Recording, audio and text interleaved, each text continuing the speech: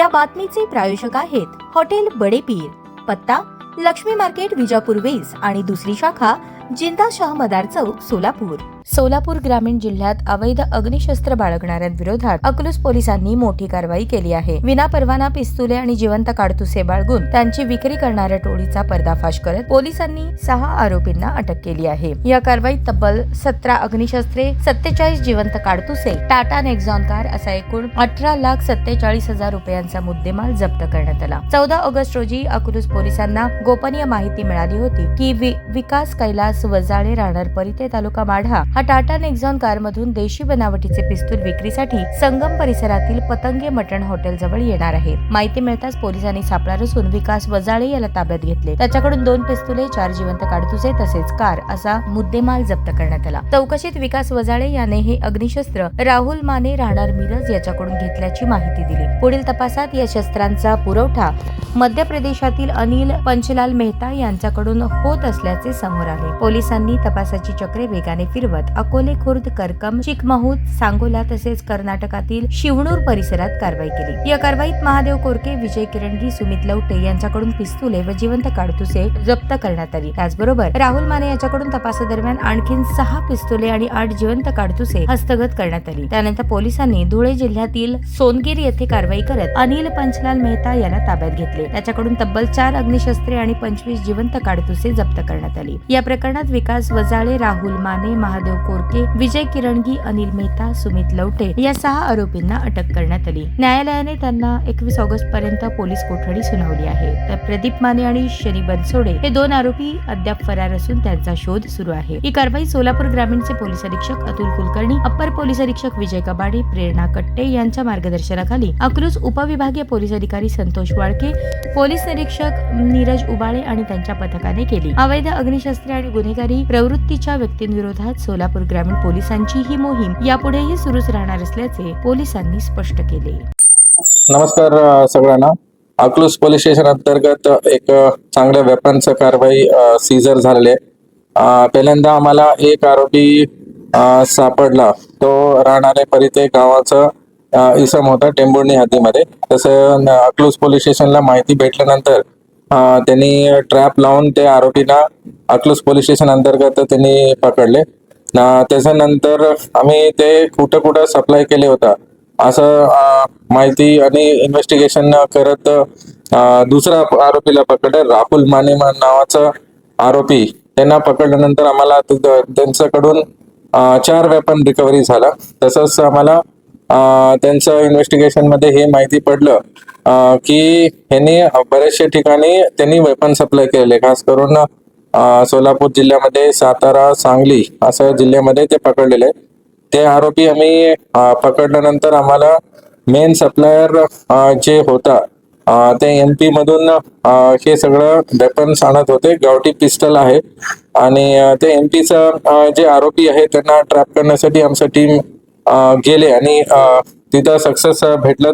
तिथं अनिल मेहता म्हणून आरोपी आहे, ते त्यांच्यावरती ऑलरेडी गुन्हे दाखल आहे आणि हे जे बाकी जे आरोपी आम्ही पकडलेले तेही गुन्हेगारी आहे, त्यांच्यावरती पण पहिले गुन्हे दाखल आहे। ते मेहताला पकडल्यानंतर आम्हाला तिथूनही 4 वेपन्स रिकव्हरी झाले।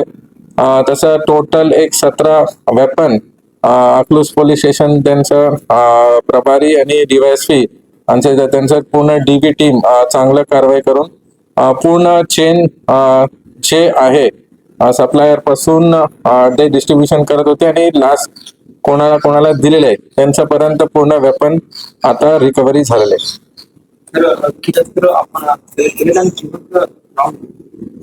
टोटल 17 शस्त्र आहे।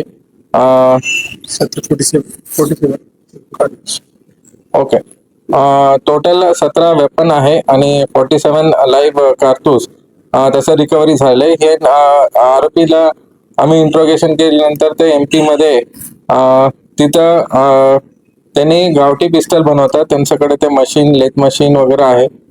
तिथेही आम्ही अजून ते तिकडं आम्ही संबंधित जे अधिकारी SP आहे त्यांना कॉन्टॅक्ट केले आहे। तिथं त्यांचं कारखाना असतील, बाकी जे अजून काही आरोपी त्यांच्याकडून जे वेपन भेटले असतील हे सगळं आम्ही इन्व्हेस्टिगेशन अजूनही चालू आहे. यात जे आरोपी आहेत ते सुरू किती आहेत आणि परराज्यातील आरोपी किती आहेत आणि मुख्य सूत्रधार कोण? मुख्य सूत्रधार आहे हे राहुल माने म्हणून आहे. त्यांच्याकडे वेपन आले होते. त्यांनी वेगवेगळं जे क्रिमिनल्स आहे आमच्या जिल्ह्यामध्ये टोटल असं 8 आरोपी आम्ही पकडले आहे आणि ह्याच्यामध्ये 6 आरोपी जे सोलापूरचं आहे. बाकी इतर जिल्ह्याचं पण काही नाव समोर येतात. त्यांनी इंट्रोगेशन मध्ये आज सांगितले की त्यांनी अजूनही वेपन्स मिरज असतील नंतर सातारामध्ये काही गावामध्ये काही आरोपीकडे दिलेले आहेत असं माहिती येते. आता इन्व्हेस्टिगेशन पुढे अजूनही चालू असतील. फरार आरोपी किती आहेत? फरार आता नाही आहे, सगळ्या आरोपींना पकडलेले आहे. इन्व्हेस्टिगेशन मध्ये अजूनही निष्पन्न अजूनही करायचं आहे.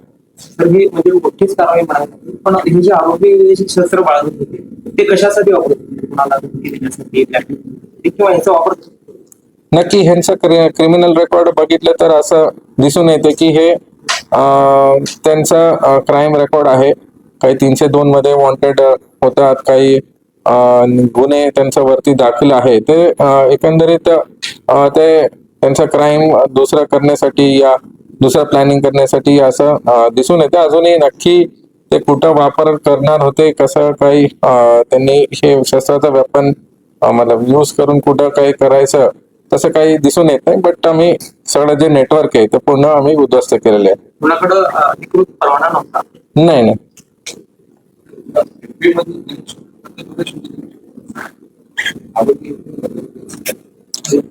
7 नंबरचा आरोपी आहे अनिल मेहता.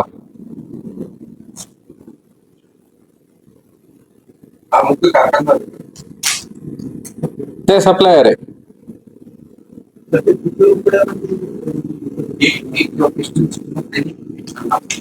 40 ते 50 हजार असं एक किंमत वेगवेगळ्या लोकांना, काही लोकांना 40,000 मध्ये दिलेले, काही 50,000 असं त्यांनी दिलेले विथ राऊंड.